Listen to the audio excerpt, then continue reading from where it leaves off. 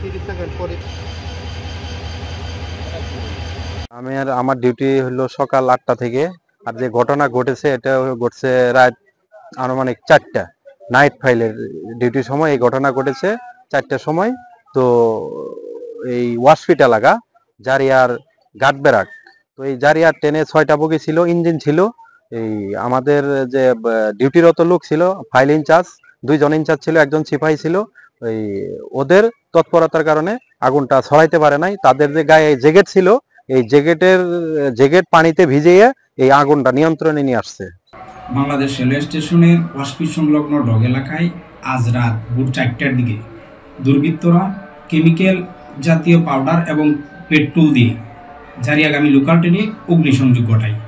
Bangladesh railway নিরাপত্তা বাহিনীর সদস্য ওয়াশফিট এলাকায় কর্তব্যকালীন সিপাহী আসাদুজ্জামান, হাবিলদার মাসুদ রানা এবং নায়েক ইসমাইল তারা ঘটনাস্থলের কাছাকাছি ছিল এবং তাৎক্ষণিক উপায়ন্ত না দেখে ওয়াশফিটে যে পানি ছিল সেই পানিতে গায়ের জ্যাকেট, আরএনবি জ্যাকেট ভিজিয়ে আগুন নিয়ন্ত্রণ, অত্যন্ত সাহসিকতা এবং বুদ্ধিমত্তা দিয়ে আগুন নিয়ন্ত্রণ করার চেষ্টা করে এবং তা সক্ষম হয়।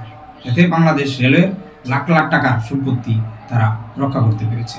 গত রাত অর্ধরাতে আর কি, রাত আনুমানিক 12টা 40-এর দিকে জারিয়ার লোকাল ট্রেন সর্বশেষ যে ট্রিপটা হয়, সেই যাত্রী নামানোর পরে এটা ওয়াশফিটে রাখা হয়। ওয়াশফিটে পরিষ্কার পরিচ্ছন্ন করার জন্য রাখা হয়, পরবর্তী দিনের জন্য রেডি করা হয়। তো আনুমানিক সময় 4:15টার দিকে কে বা কাহারা দুষ্কৃতিকারীরা এই একটা বগিতে সিটের উপরে আগুন দেয়। তাৎক্ষণিকভাবে আমাদের রেলওয়ে, পুলিশ এবং আরএনবি সদস্যরা সেটা নিভিয়ে ফেলে।